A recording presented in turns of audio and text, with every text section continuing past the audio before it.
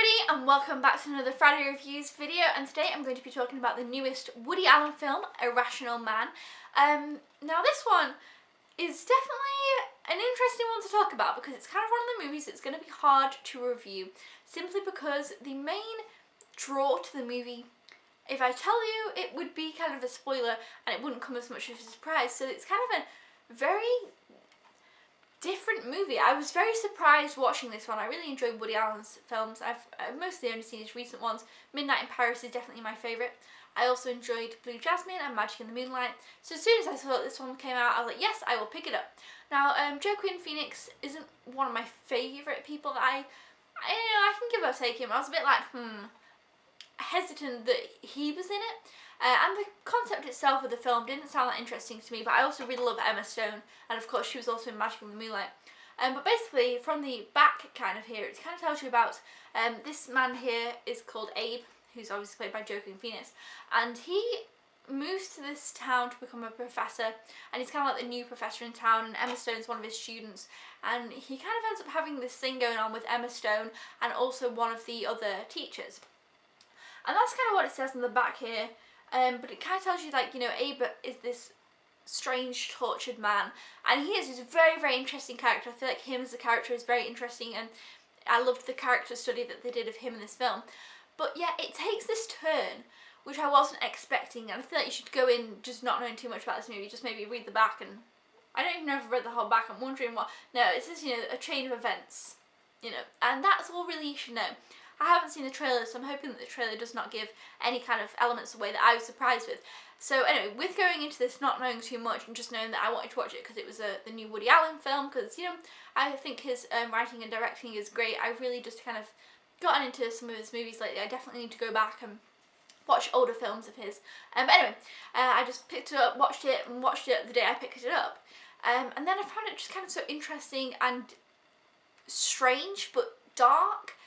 And it kind of made me think, and I feel like this is going to be a movie that either people are going to like or they're not, and I ended up really, really enjoying this.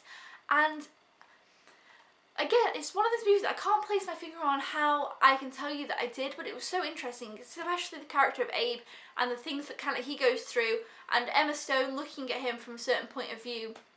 It was just one of those movies that made me think about different things, and it was so different, I felt like, from other movies that I've seen, that I definitely recommend this movie, but I can't, again, tell you too much about it. It was just kind of, it went along at a very steady pace, so I felt like the pacing was really brilliant in the movie because it wasn't too rushed. It was quite a slow going movie, but you were always kind of really drawn in. I think it was because of the character of Abe. I felt like he was kind of interesting because even everybody at the campus was like, oh, I've heard this about him, and I've heard this about him, and, you know, Emma Stone really took a fascination to him, and she has a boyfriend, and she's kind of always talking about him, like, oh, you know, he's this, and he's this, and I just can't believe how he goes about this, and the things that he says, and, you know, he's a philosophy teacher, and that kind of aspect of it I thought was really interesting, kind of the look at it from his and her, because obviously she's then studying philosophy, their perspectives on certain things. And overall, it was just weird how the whole storyline came about over such a small thing. It all flipped, and I was just like, what? And then the end, I was just like, okay, it just really took this whole thing on, and it was like this whole snowball. Once this thing kind of, it was a minuscule little thing as well, just happened, and it was just by chance, and it kind of made me think about all these things. So just by chance, this thing happened, and the whole story, I felt like, it then turned, and then took on this snowball thing until the ending, and I was just like, oh wow. So it was definitely, I felt like it was a very different Woody Allen film. I felt like it was more surprising, I don't know.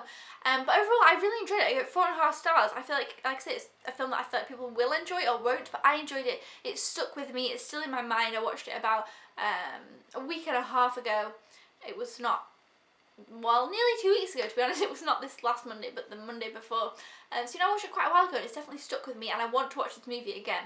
And I feel like it's not one of those movies that you could just rewatch and rewatch, but I feel like I need to watch it again to kind of pay more attention now that I know what's going to happen. I'm, like, more interested to see things and kind of learn more about the characters. So yeah, overall, I really enjoyed this movie. I definitely would recommend it, but I'd go in, I don't know if you I don't know who I'd recommend it to, but I'm sure other people will like this movie like I did. But I'm sure that as well some people won't like the movie, so it's kind of a hard one.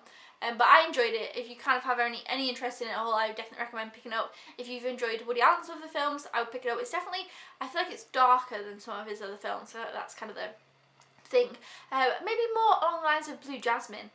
Blue Jasmine was definitely a little bit darker, and her character was darker, but I definitely feel like I enjoyed this one a lot more than Blue Jasmine. Magic in the Moonlight and Midnight in Paris that were a bit more fluffy, but this one I definitely felt was a little bit more darker and more character based, but also had a good plot. I don't know, it's a tricky one to describe, but yeah, Irrational Man, I enjoyed it. Let me know in the comments below if you have seen it. I'd definitely be interested in your thoughts on it.